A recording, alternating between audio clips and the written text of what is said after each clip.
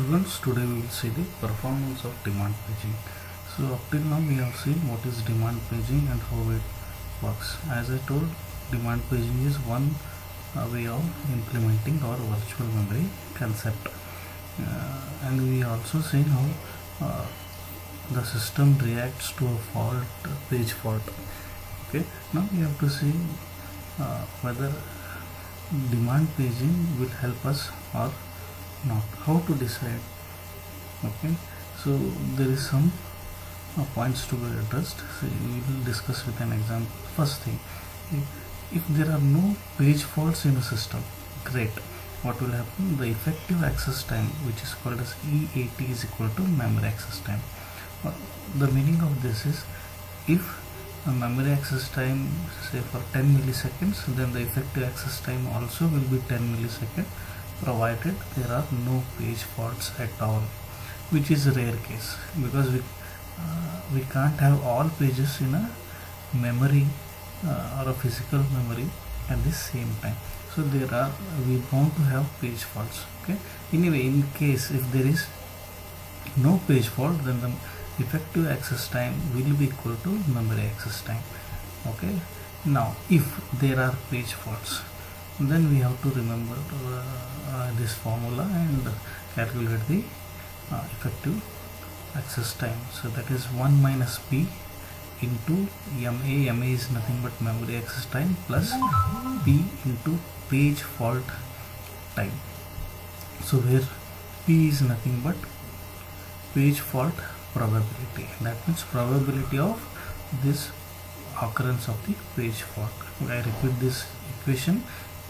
Effective access time, that is EAT, is equal to 1 minus p into MA, which is nothing but memory access time, plus p into page fault time, where p is probability of page fault. Okay, let us understand this particular equation with the example.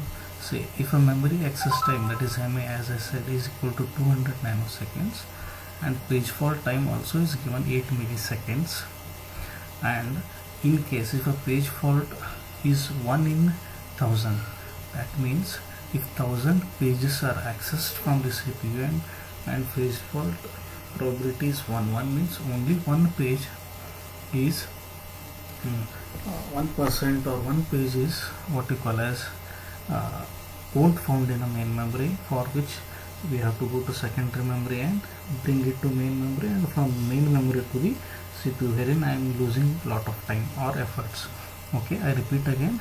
In this particular example, if memory access time is 200 nanoseconds, given page fault is 8 milliseconds, and if page fault occurs in 1 in 1000 transfer of pages, then how to calculate? See, it's very simple. EAT, that is 1 minus p. P is how we are calculating. 1 by 1000 is 0.001.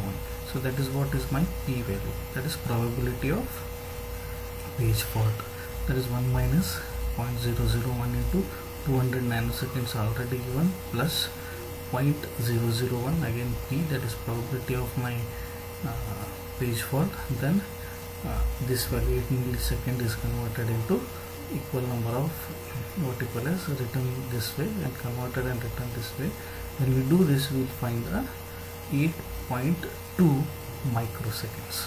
You can use calculator and do it. I repeat again, 1 minus 0.001 into 200 plus 0.001 into 8 milliseconds is equal to 8.2 microseconds. And this is how we can calculate the effective access time, and we should be having this value as much as low possible. Otherwise, if this value is high enough, then there is no what you call as use of using demand paging. Okay, that means we have to decide wisely on the process to be put in main memory and processes to be put in secondary memory, so that we can have less effective access time. I hope it is clear, and these kind of problems will come in the final exam. and the data will be passed on to you, and you have to use this formula and calculate the effective access time. Thank you very much for watching.